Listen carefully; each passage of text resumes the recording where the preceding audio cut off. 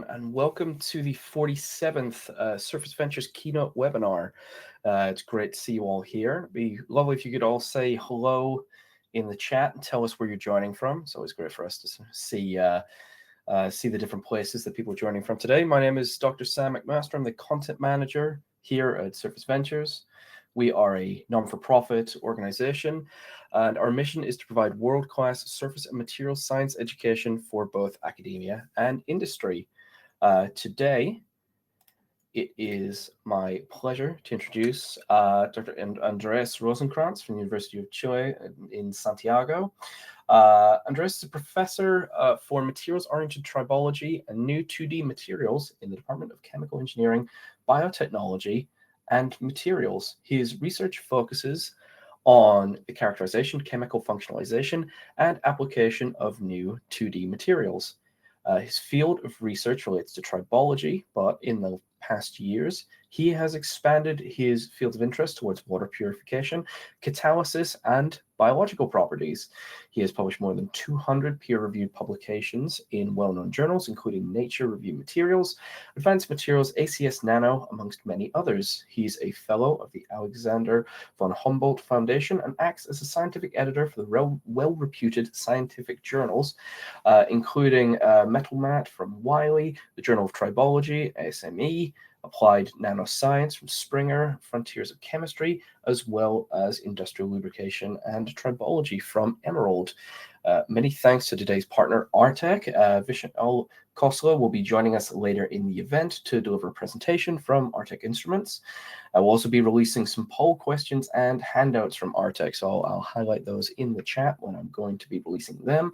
As we go along, please type your questions into the chat. I'll be marking them for the Q&A, which we will have after both of the presentations today. We'll be going for around 60 minutes, and we'll be sharing the link for your attendance certificates later in the event. As we do this, please do tag us on LinkedIn and sort of, help to promote the work that we do here. So, without further ado, let's welcome Andreas to the stage and kick off with our first talk. Welcome, Andreas. Good to have you with us. Hello. Nice to meet you. Nice to meet you all. Very nice. Thank you very much for the kind invitation and introduction as well. You're welcome. So, you just give us one moment, everyone. Andreas will be sharing the slides with his computer, so we'll just be doing some setup there. Okay. Fantastic. Coming through very clearly to me. So, with that, I'll hand the stage over to you, and thank you very much. Yeah, thank you very much, Samuel, for the very kind introduction and also for the invitation to give this keynote presentation now in Surface Ventures seminar in May 2025. So my name is Andreas Rosenkrantz. The introduction said already everything that is important, and the title of this presentation today is going to be 2D MXenes, combining macroscale superlubricity and durability. I just slightly changed the title a little bit, so sorry about that, but I thought that this scope might be even more interesting for the audience. So in this sense, let's start with the presentation. First of all, I would like to give you a very brief introduction and motivation for the overall work on 2D MXenes. We may be all well aware about the ongoing climatic crisis due to rising temperatures, due to increasing CO2 emissions, and we are all sure that we need to work something about that. So in this sense, you may imagine that, for instance, climatic crisis you can see also in air pollution and traffic and transportation. So there is an urgent need for new modern sensor systems for pollution detection, for instance. Someone mentioned it already. Also, we are delving a little bit into new catalytic options or even tribocatalysis. So due to CO2 emissions, also new advanced catalytic systems and solutions for CO2 capture and conversion are interesting research avenue. And then I think what mostly unifies us in the background in the topics is tribology, lubrication, and energy efficiency. So in this sense, also climatic crisis, of course, connects to tribology via CO2 emission and energy dissipation. So we are always pursuing new tribological solutions that are making systems and components more efficient and hopefully with a longer useful lifetime. So in this sense, of course, you can ask yourself how we can deal with that, how we can tackle these very important issues, which will be upcoming now in the next 5-10 years. So, and I'm a material scientist, so my solution and my answer to this question always relates to material design and to the development of new lubrication systems. So in this sense, we directly dive into the new world of MXenes. You may be all well aware about graphene and MOS2 or molybdenum disulfide as state-of-the-art solid lubricants. So these are these kind of layer-like materials. You can imagine it as a kind of decks. So they have very interesting properties in the plane, in the 2D plane. So with very strong covalent bonds, and in the Z direction, in the third direction, they are basically van der Waals interactions, giving basically a low shear strength to the system. And now coming to MXenes, so they are a little different. And first I would like to give you a brief overview about the history. So first they got introduced in 2011 at Drexel University from the group led by Yuri Gokotze and Michael Basum. So they are basically ceramic-like 2D nanomaterials, which is already the first difference compared to graphene and to molybdenum disulfide.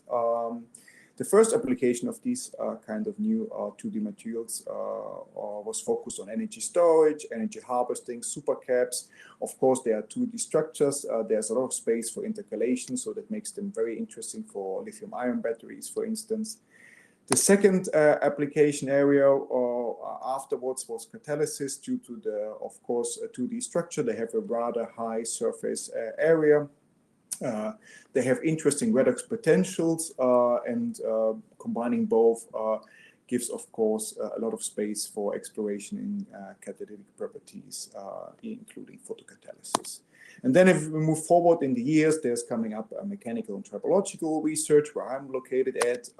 There's environmental science going on, sensoring, and almost every week they're coming out new papers on new applications, including biological properties, biomedicine, medical research work, sensoring, antimicrobial, antiviral properties, for instance. So you can get an idea that although this material is pretty young, a decade old more or less, there are so many applications already, or at least applied research going on, and we are still in the beginning of the exploration of this nanomaterial. So now do you have a motivation? What is MXene? Where is it currently used for? But now I would like to give you an idea, a flavor, how to prepare MXenes and what is it really from a material science point of view. So I mentioned it already. So these are ceramic nanoparticles, ceramic 2D nanoparticles, which makes them kind of unique. And they have their origin basically in something what is called a max phase. A max phase is something rather old from material science point of view. So this is something material scientists know already for 60, 70 years. And the max phase is basically you prepare the following ways. So you typically take aluminum carbon and titanium powder. You mix that in the right stoichiometry. You put it in an oven under inert atmosphere at very high temperatures. So you can see here 1650 C. And you hold this for about 2 hours. And then if you do everything correctly, so means stoichiometry, atmosphere, heating rate, cooling rate, temperatures, and then you end up in basically titanium 3, aluminum carbon 2, which is basically one member of the max phase family. So the interesting thing is if you have a look at the right-hand side at the cell structure, the crystal structure of Ti3-AlC2, you can see that this is a highly ordered structure. The blue atoms is basically titanium, the black ones is carbon. So we can see we have planes which contain only titanium atoms, then followed by planes with carbon atoms, titanium, carbon, titanium. And then at the end, always at the end of the unit cell, we have basically aluminum. So the interesting thing, this is a highly ordered layered-like structure. And if you look a little deeper into the bonding structure, the interesting thing is in this unit cell, you only find bonds between titanium and aluminum atoms here, between blue and red, and between titanium and carbon, between the blue and the black dots. There are no carbon-aluminum bonds. So the interesting thing is, if you go back to basic chemistry and to basic material science, and if you think a little bit about bonding structure and bonding strength, so in this sense, you may imagine that the titanium-aluminum bond between the red and the bluish dots, this is a rather metallic bond. In contrast, if you consider the titanium-carbon bond, this bond is a little trickier because it's a mixture between ionic covalent and even has some metallic contributions. And if you think about bond strength, you may remember and recap that, of course, ionic and covalent bonds are a little stronger than metallic bonds. So in this sense, the titanium-carbon bond is stronger than the titanium-aluminum bond. And that was actually the origin how to prepare MXenes. So what you do, you take basically titanium-3, aluminum-carbon-2 powder, and you put that into a wet etching treatment. So you take powder, you put it in a solution with an etchant, and what you do, because of the respective bond strength difference, you etch the aluminum layers out, or the A layers out of the max phase, and you stick with the MX. To get an idea, a flavor about that, I have a video for you here. I hope it's going to be working. So imagine this is the max phase powder, and now you submerge it into a chemical etchant. So this is a solution of water and HF, so the most aggressive etchant that we have in chemistry. Here you have the bonds. The HF uniquely attacks the titanium-aluminum bond because of the bond strength difference and removes aluminum in case of aluminum fluoride complexes. And then the titanium is a little unhappy because it loses his bonds with the aluminum, and these bonds, they get separated with surface terminations, which are typically OH, fluorine, or oxygen, or in general terms depend on the etching treatment used. And then we transform basically the max phase into MXenes, and firstly into MXene multilayers. So in this sense here, a brief summary how we get from max to MXene. This is basically top-down chemical wet etching. We do first powder metallurgy, preparing max phases, and then basically all the wet atoms, the A layer in this case, aluminum, is etched out via wet etching treatment. So the first recipe was HF. Now, nowadays, of course, a lot of people work for regarding, let's say, etching protocols which are safer and which have a less environmental impact. So there's one option with lithium fluoride or HCl. There's also molten salt. And there are also nowadays even bottom-up approaches to make MXenes. So in this sense, the titanium-3 carbon-2 or the titanium-3 aluminum-carbon-2 system is just one option. So here I would like to show you that because most of the people connect MXenes with titanium-3 carbon-2, but this is just one example and one member of the entire MXene family. So if we go to the max family, we can see that the max phases, we have a certain diversity in terms of composition and in terms of layer thickness. So we can see we have basically a M2AX up to a M5AX4 stoichiometry. And then the same principle applies for all the different stoichiometries. We etch the red layers and planes out, and then we transform the respective max phase into the MXene, as you can see here, and then we add basically the TX to resemble all the potential surface terminations coming from the etching treatment. So in this sense, we have basically MXenes have a diversity in terms of composition and layer thickness from M2X up to M5X4. And then if we think about what is MX and TX, so we come to the point that there's also a chemical diversity because M resembles the early transition metal, so titanium is just one choice of the early transition metals possible. Nowadays, we have MXene based on niobium, molybdenum, chromium, vanadium. Now even tungsten got recently published from Babagana Suri from the United States. The A element in the max phase is typically aluminum, but there are also options to use silicon or gallium or any other option that you can see here. The X is basically carbon, nitrogen, or can be a mixture of carbon, nitrogen to form carbonitrides. And the TX, as already mentioned, resembles the surface terminations. The most common ones are OH, fluorine, and oxygen, but nowadays there's chlorine. There are even MXenes without surface terminations possible nowadays.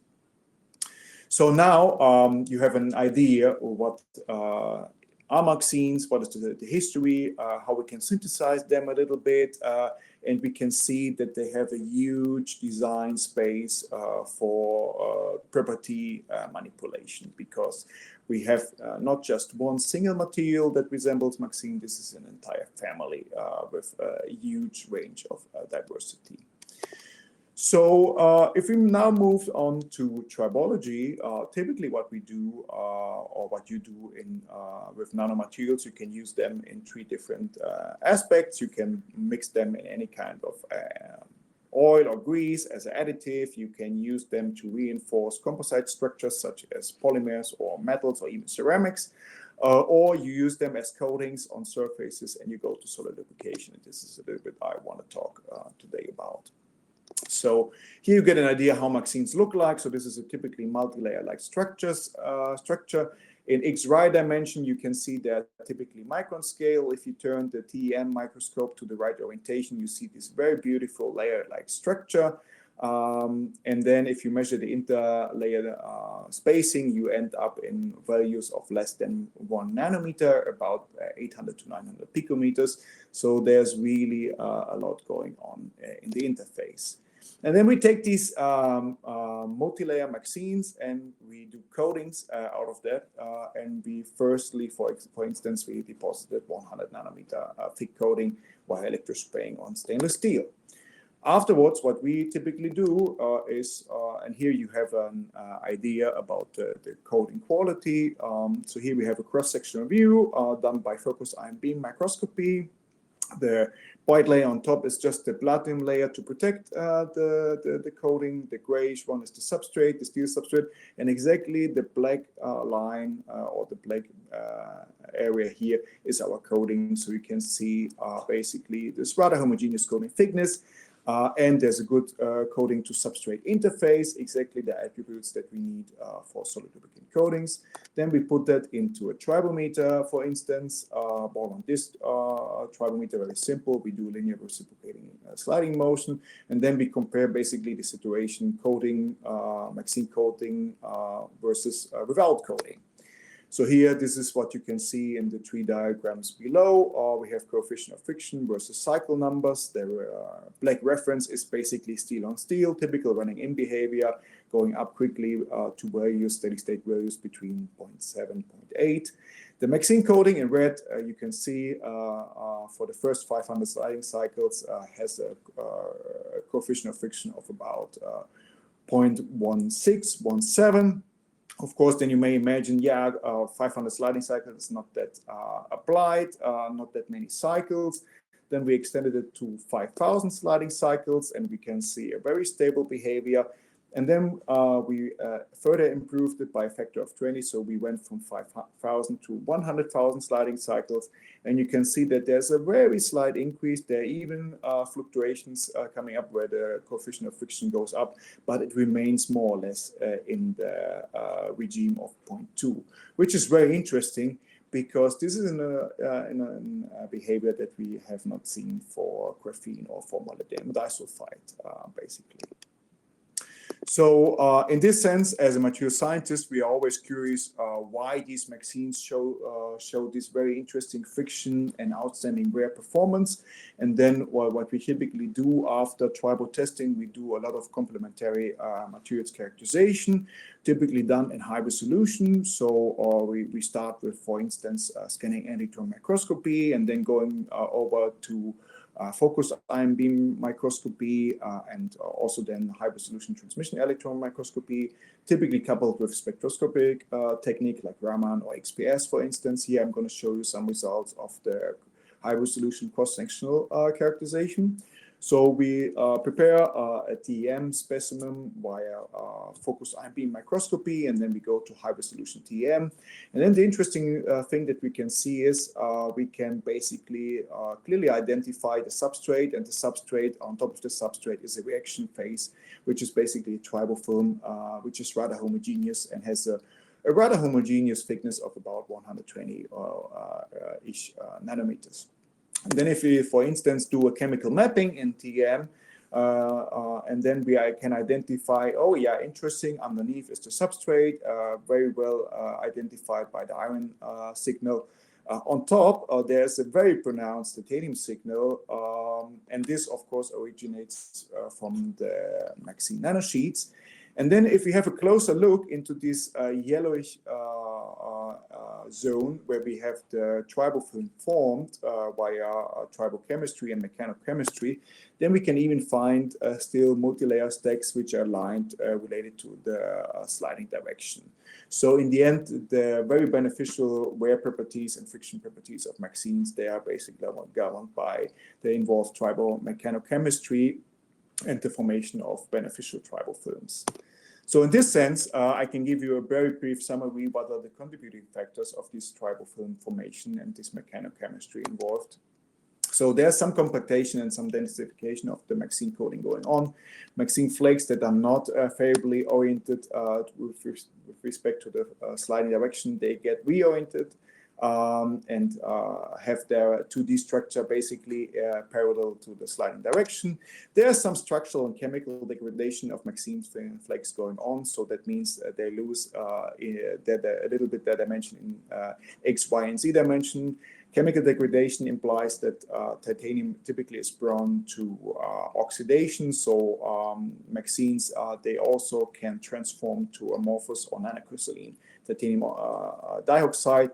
And this kind of gets intermixed with oxide species originating from the underlying substrate. So in this sense, you kind of do or create a composite tribofilm via mechanochemistry containing original MXene flakes, chemically and structurally degraded MXenes, intermixed with oxide species, and there's even some competition going on between exfoliation and tribofilm formation. So you need to find the sweet spot in terms of experimental testing conditions to enter in the tribofilm formation.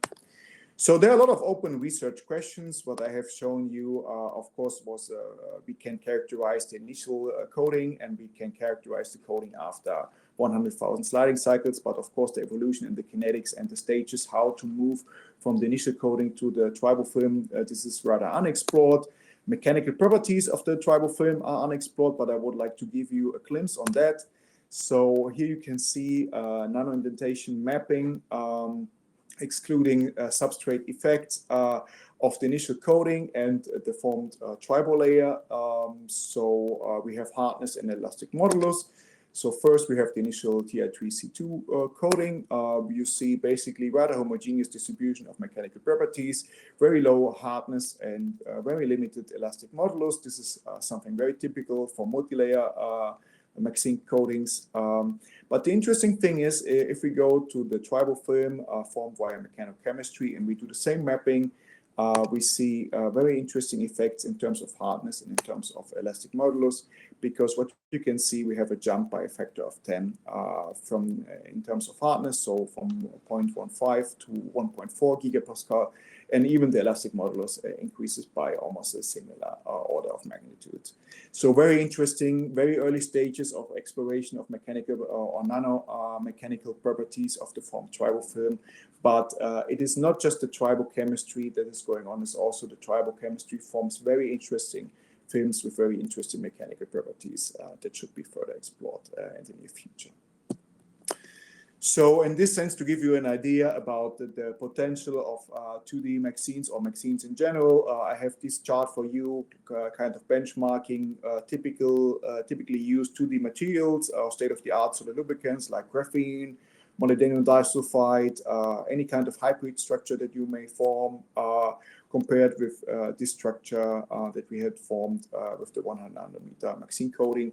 You can see that there are some pros and some cons related to coefficient of friction and wear for the state-of-the-art 2D materials and hybrids. But the striking point of the titanium 3 carbon 2 system is basically the extended wear lifetime and the durability of these films induced by the mechanochemistry and the tribal films formed. So very interesting and outperforming graphene and molybdenum disulfide in terms of wear resistance and durability. So I have shown you that MXenes is an entire family, and I just gave you a flavor and a glimpse on titanium-based MXenes and basically titanium 3 carbon 2. So let's look into the solid lubricant performance beyond titanium-based MXenes. This is still unpublished work in collaboration with Argonne National Lab. The group of Annie Sumant is basically collaborating on that. So we moved basically from state-of-the-art titanium 3 carbon 2 to a double early transition metal MXene, which is basically the MO2 TIC2 system. So same stoichiometry. The interesting thing is we have an order here in the system. So the molybdenum are always the outer layers, followed by carbon, and then we have in the middle the titanium system.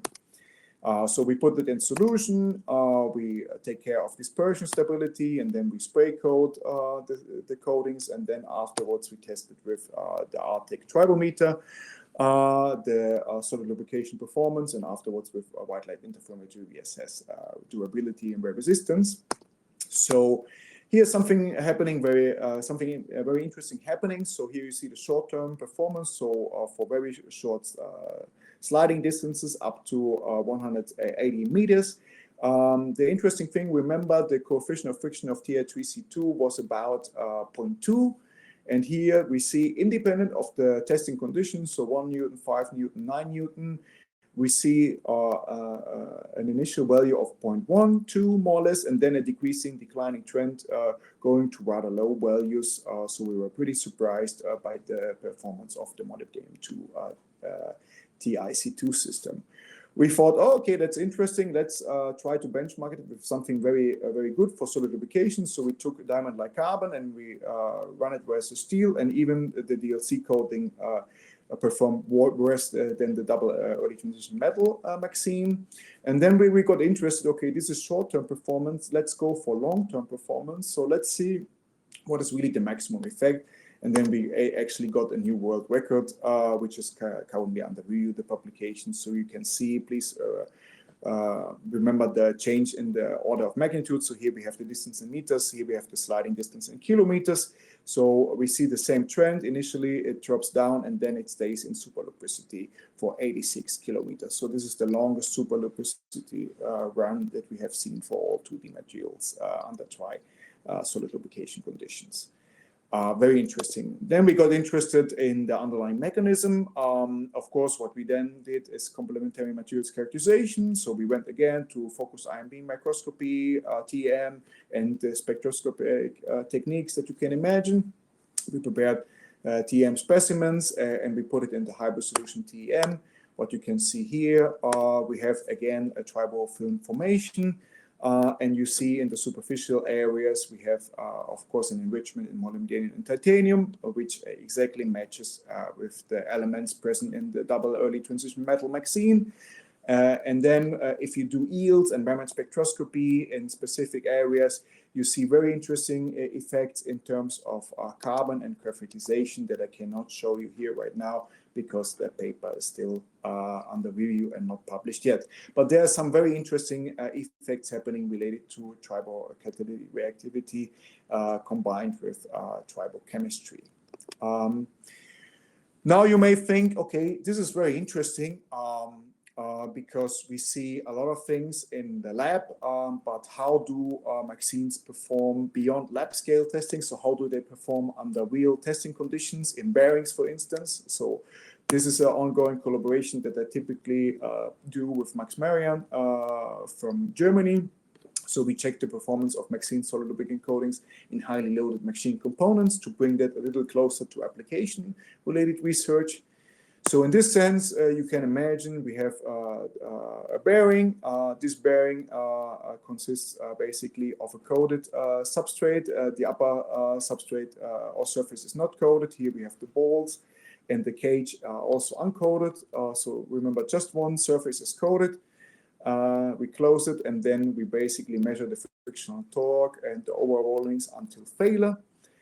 In an applied system under real working conditions. So applied contact pressure goes up to 1.1, 1.2 gigapascal, so really applied conditions. We have one coated raceway, one uncoated raceway, cage and bolts. They are all uncoated, just to remember. And then we compared it basically with state-of-the-art coatings for roller bearings. So what you can find in literature, this is typically used molybdenum disulfide, or even kind of multi-layer architectures based on diamond-like carbon. You can see these are very complex systems where each individual layer has a certain function in terms of toughness, durability, adhesion, for instance. And we took our MXene coatings, not optimized for decades, and we compared that with these kind of optimized solutions.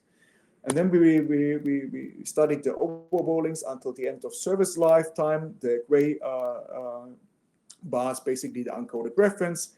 Blue is basically the molybdenum disulfide. Yellow and orange is the diamond-like carbon coatings with different characteristics. And the green, very surprisingly, was able to outperform also the state-of-the-art coatings for solid lubricant or for dry running mechanical components. Although we are in very early stages, we can see very interesting results for MXenes in real working conditions. And please remember, the contact pressure was about 1.1, 1.2 gigapascal. And then, of course, we got interested in what is the underlying mechanism. And we also characterized wear. I will skip that a little bit because the more interesting part is the characterization and the underlying mechanism. So please remember that just the raceway was basically covered. So this is a picture after the end of the service lifetime. So we still can find basically these kind of blackish areas, which are basically covered by MXenes. But the interesting thing is, if we analyze the balls and the cages after the tribological experience, we can find also the fingerprint of MXenes that we can basically characterize by Raman spectroscopy. So here you can see the raceway in the blue, in the blackish area, which is the clear fingerprint of MXene nanosheets. And you can find the same fingerprint, the same Raman fingerprint in the ball and the cage, which is interesting because they were not coded by the MXenes initially. So in the end, what is happening is that from the initial coding that was only applied on the stationary washer on the lower part here, the MXene coding gets basically transferred to the ball, to the cage, and also to the upper surface, and then basically lubricating the entire mechanical component. So this was very interesting. So now I have given you a glimpse on lab testing, a little bit more applied research on the real contact pressures, and now we may think, okay, what if we go beyond traditional tribology, and then we may end up in biotribology. The interesting thing of MXenes is they have a very interesting tribological performance. I think the most interesting thing for MXenes is the wear performance. So they show durability, they show this kind of tribal information. But from a biological point of view, MXenes are also very interesting because they have antimicrobial properties, anti-cancer properties, anti-viral properties, and they are also to a certain extent biocompatible and non-toxic if you not exceed a certain concentration in the human body. So, and if you unify basically mechanical attributes with biological attributes, this makes it very interesting for biotribology. And then if you think about implants and joint systems, which exactly fail because of problems related to wear resistance and particle formation, exactly the combination of the biological and the mechanical properties of MXenes makes them very promising materials for load-bearing implants.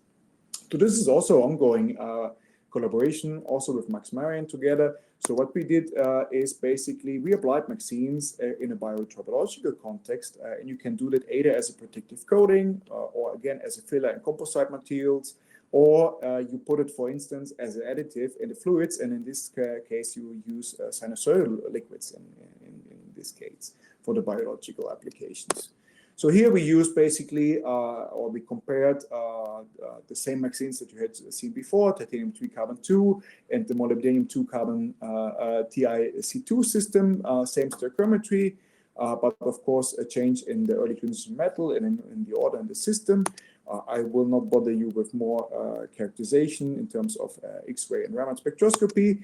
The interesting thing is we put that into the sinusoidal liquid in different concentrations, as you can see, from 0.5 up to 20 milligram per milliliter. And then we studied basically friction and wear of the MXenes using them as a lubricant additive. On the left-hand side, you see coefficient of friction versus time, and you will tell me, oh, that is a horrible diagram because we cannot see anything. And I would tell the same to my students, but actually this is something very positive. Because if you think about implants and artificial joints, the problem is wear and wear particles and limited wear resistance. We don't want to change or modify friction. So in this sense, if you can ensure that the solution that you want to choose basically maintains the friction properties in the system, this is actually something very positive. So, and what you can see here, independent of the MXene, independent of the concentration that we use, MXene, the coefficient of friction stays and scatters a little bit around 0.2. Slight differences, but friction is not really affected when using MXenes as a lubricant additive in the sinusoidal liquid. The interesting thing is if you go to wear resistance, so here we have the wear coefficient after Tribo testing. We have the grayish bar for the reference, and we find a sweet spot here for the titanium 3 carbon 2, exactly a concentration of 5 milligram per milliliter, gives us a reduction in the wear volume and the wear coefficient by 80%. So this is a reduction by a factor of 4. So this is really a huge step towards wear resistance in implant materials. Of course, afterwards, we were interested in the underlying mechanisms, so we did characterization, so you can see this kind of smeared film, and then if you do characterization of these films, you can even find titanium 3 carbon 2 in the surface. So please remember, because the interesting thing is we use them as lubricant additives, so they were not deposited on the surface, they were not implemented as a filler material. They were basically transferred from the lubricating or from the lubricant to the surface, forming this kind of tribofilm again, and then giving us this kind of very interesting wear resistance. So with this, I hope that I could give you a very brief idea and a glimpse on using MXenes also in biotribology. So with this, I would like to wrap up my talk. So I hope that I could give you an idea about the topic how MXenes can be synthesized. There are many research avenues possible in terms of optimized synthesis strategies to have them less impactful for environment. We can play with MXenes tunable chemistry and defects. And please remember the diversity in terms of structure, chemistry, composition, and even structure. And there's even a disorder-order diversity considering high entropy MXenes now. And in terms of mechanical and tribological properties, research has started like in the last 6-7 years. So there is a huge space for further exploration. So with this, I would like to thank you very much for your kind attention, and I will be happy to take any question after the presentation of Arctic. Thank you very much, Andreas. That's a very impressive performance from MXenes there. So as we say, we'll have Michelle on stage now for the presentation from Arctic. Already have a couple of questions for you, which I will mark. Welcome to the stage, Vishal. Great to have you here. So I'm here. Thank you for inviting me. Screen. Okay, so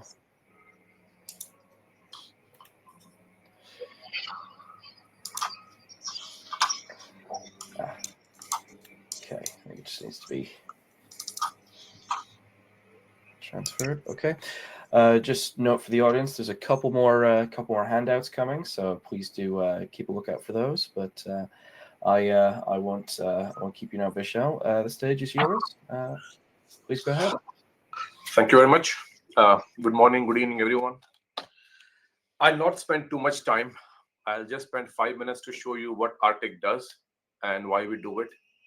Professor Andreas, it was an amazing talk, and I think my talk will supplement what you found right now in your presentations.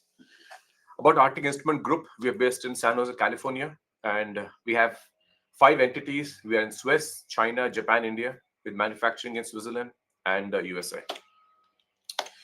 As a company, we make many products. We make tribometers, indenters, fretting testers, vacuum material testers, but I'll focus more heavily on the multi-function triometer today. You know, when we talk about surface science, we talk about hardness, adhesion, topography, chemical map, wear friction. Professor Andreas covered most of these points. Sorry, guys, 1 second.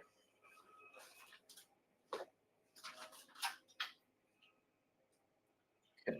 Whilst we're just waiting for Vishal, I'm just the rest of the handouts.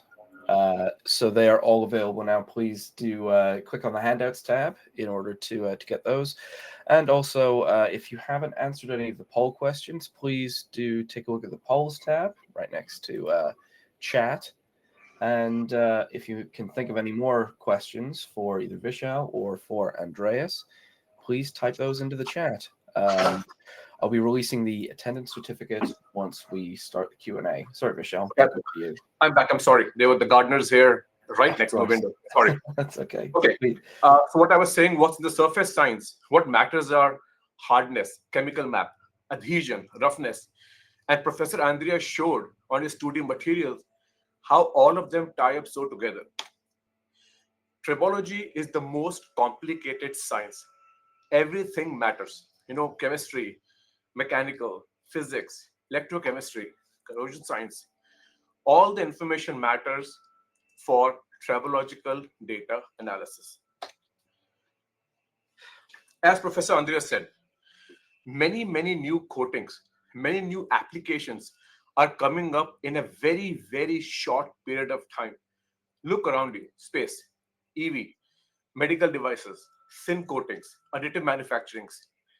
The difference is what took 20 years to develop in the past now needs to be done in a very, very short time. Look at EV, look at space. If you go in the design philosophy or tribology, you know, many old ASTM standards, DIN standards, they focus on mass loss.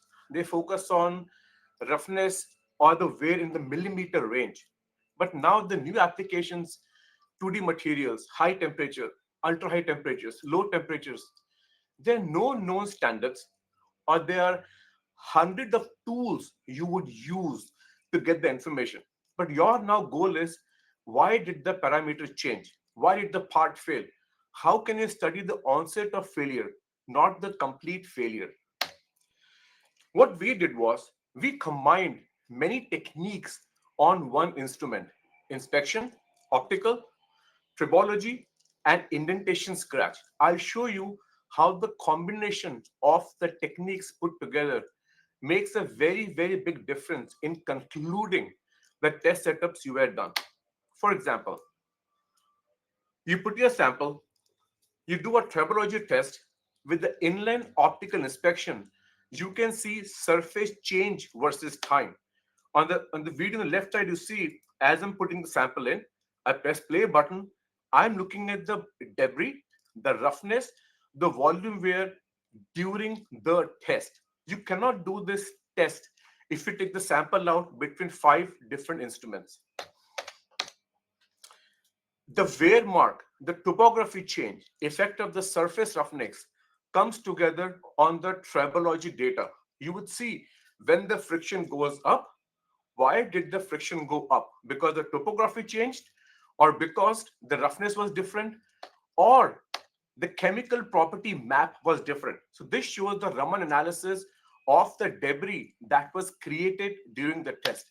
It's a pure sliding test. You have the debris, move the sample under Raman spectroscopy automatically, and you can get the Raman property map of the debris created.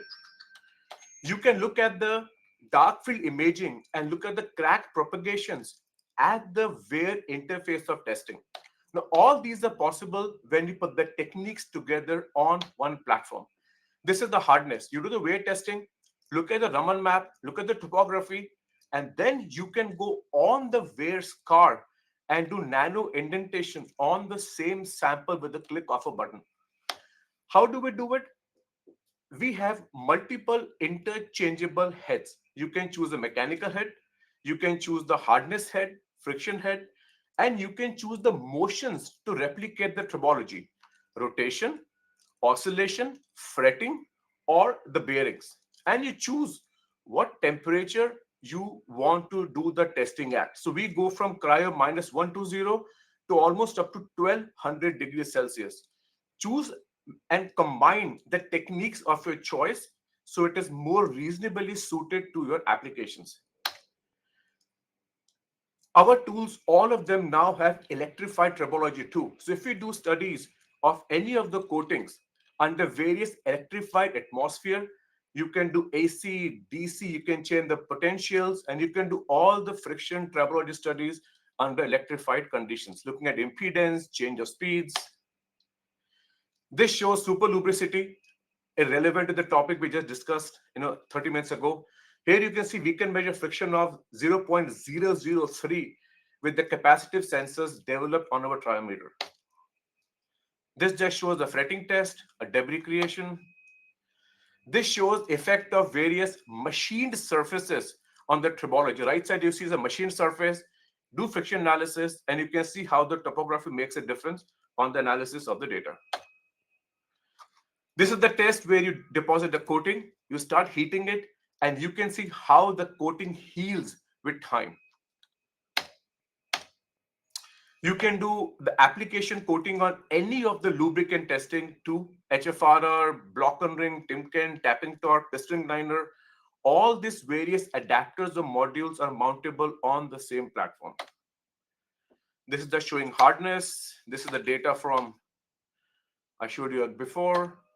This is the hardness at 1200 degrees Celsius on steel samples with the traditional Rockwell hardness.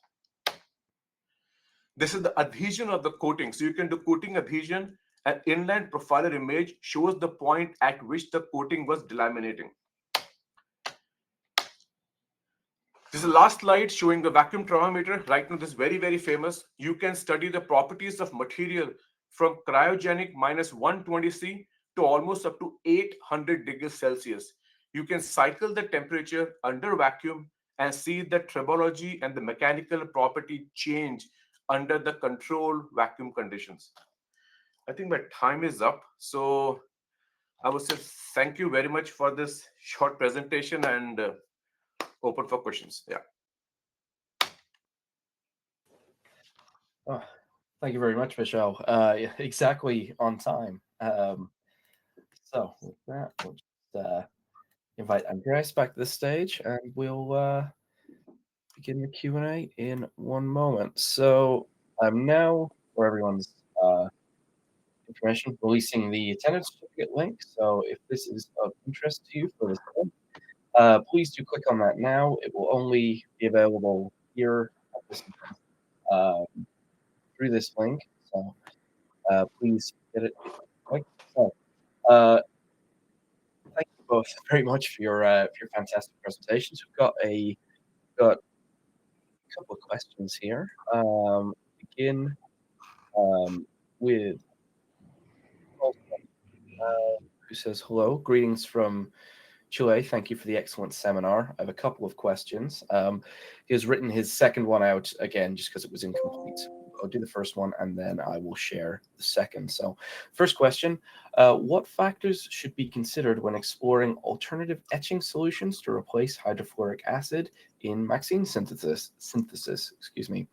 Is it viable to experiment with any strong acid, or are there specific chemical or structural considerations that limit the choice of etchants? Yeah, this is a very good question. I mean, the first recipe was done by HF, of course, which is not the best choice in terms of sustainability and environmental impact. It's very, very, very difficult to answer this question in a very short, in 2 minutes. So what I would like to do is, there are very recent review articles published in Nature Synthesis, and also in small structures from Yuri Gogotsi and also from Babagana Suri. So they summarize the existing state of the art and what you really need to take care of. I mean, it's always a balance between yield and quality of the synthesized structures. And in this sense, for the titanium-based MXenes, typically the research community has moved to strategies beyond HF.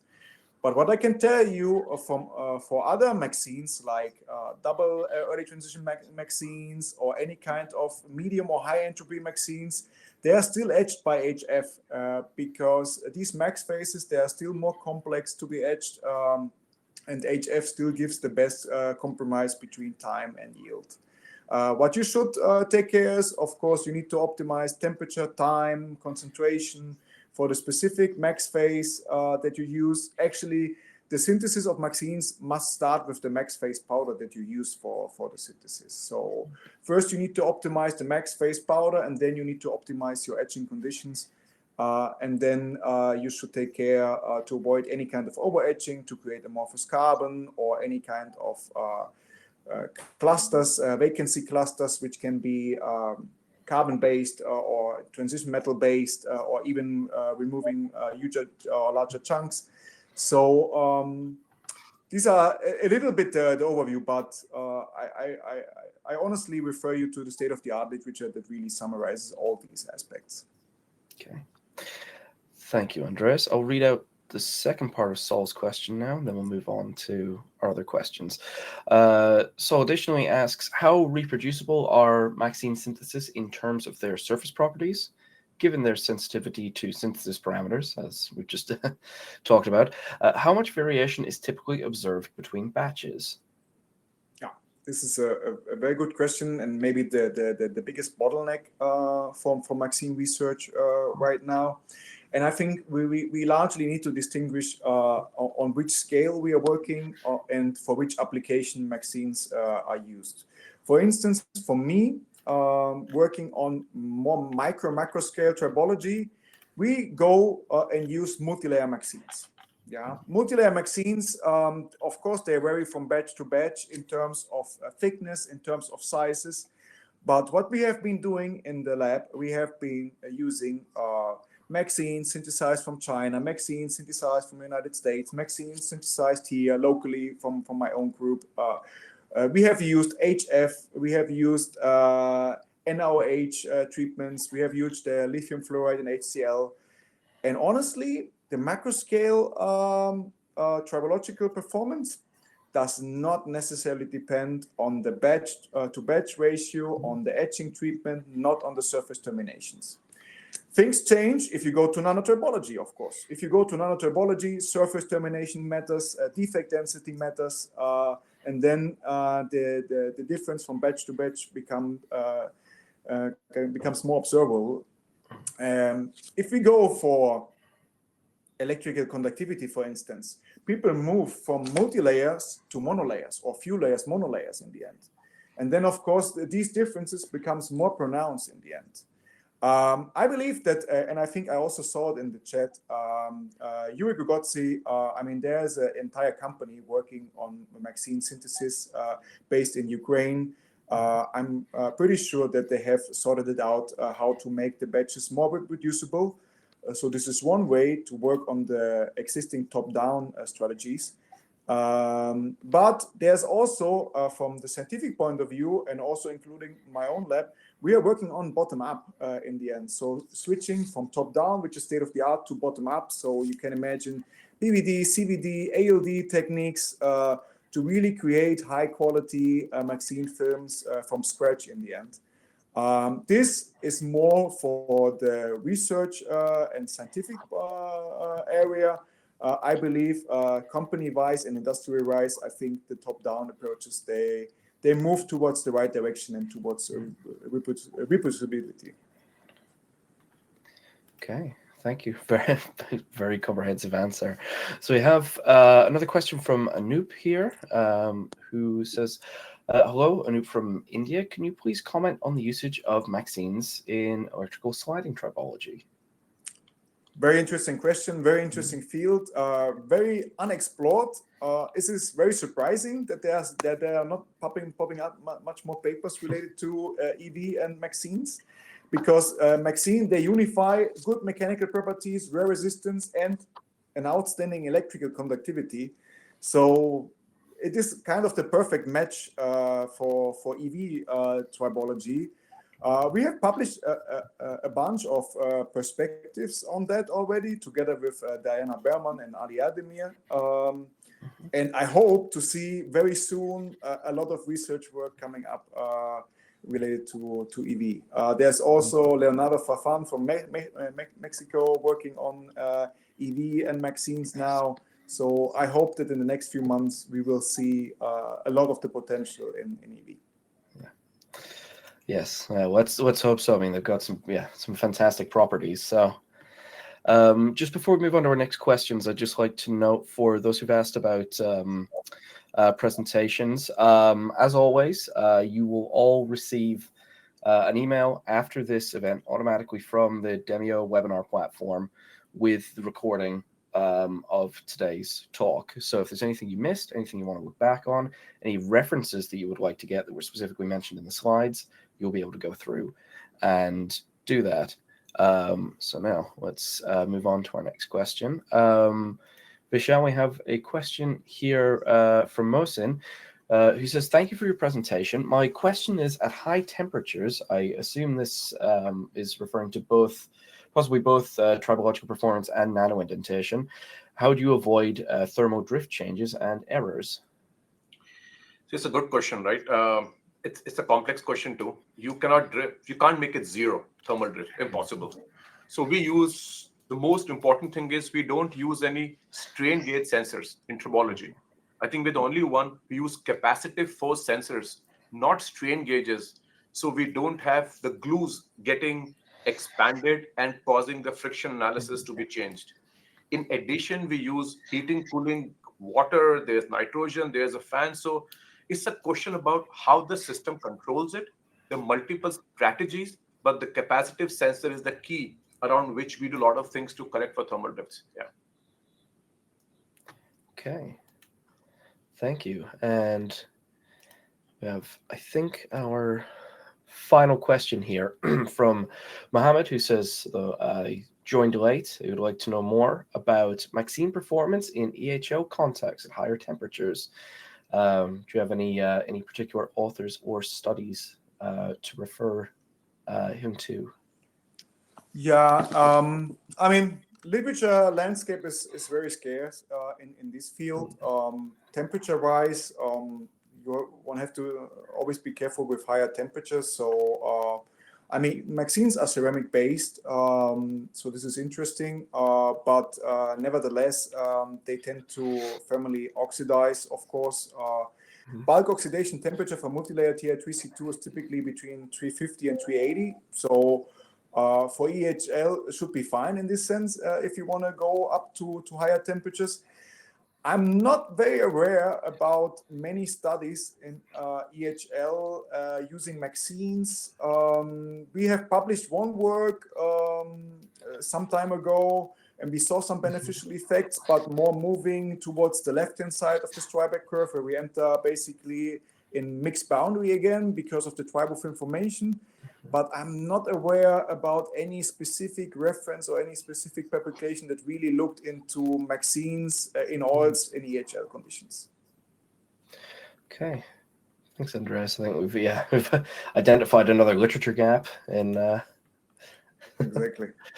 Yes. Okay, so we have one final question from Anoop, and we'll take this as the final question. I say thank you for your valuable insights. Very informative presentation.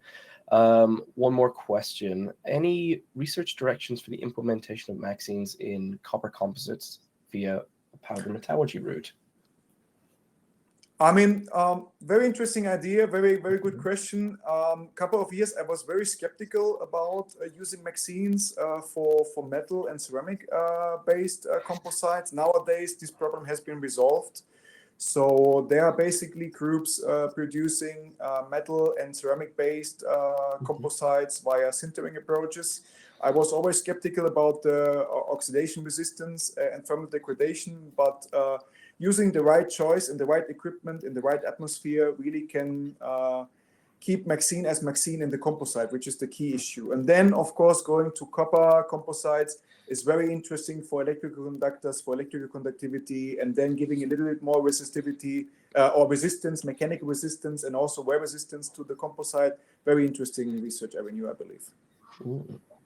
Okay, thank you very much. So with that, we are just over our 60 minutes for today. So with that, let's draw this this event to a close. So thank you both very much for your fantastic presentations today.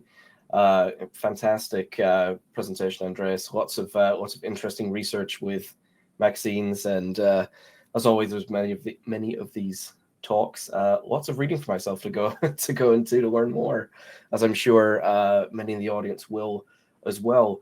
Thank you very much, Vishal, for the spotlight on Artec Instruments equipment. It's great to see multifunction testers that can do so much, and really enables a lot of fantastic tribological work. Thank you very much to Artec Instruments for the support for today's webinar. We wouldn't be able to do what we do without our partners, so thank you.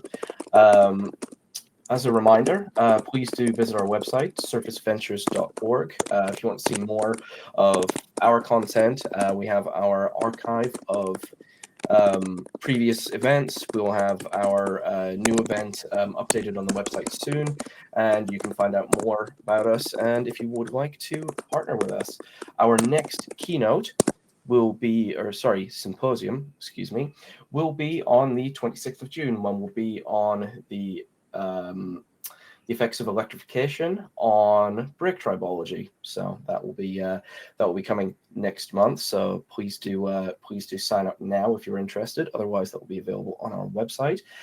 We also have our fortnightly newsletter, Modern Surface. You can find out more about this on LinkedIn. So search Surface Ventures on LinkedIn. And finally, just like to say, if you found this interesting and know some colleagues or that would be interested in this, please let them know about our events. It would be great for us to keep growing our audience. So with that, thank you very much both, and have a great rest of your day. And thank you very much to the audience. Thank you so much for having us. Was really nice. Very excellent organization. Thank you. Thank you very much. We're always glad to hear that. Yes, you're very welcome. Thank you very much for speaking with us. Thank you. And thank you, Michelle. Thanks. Have a nice day. Thanks. Take care. You too. Goodbye.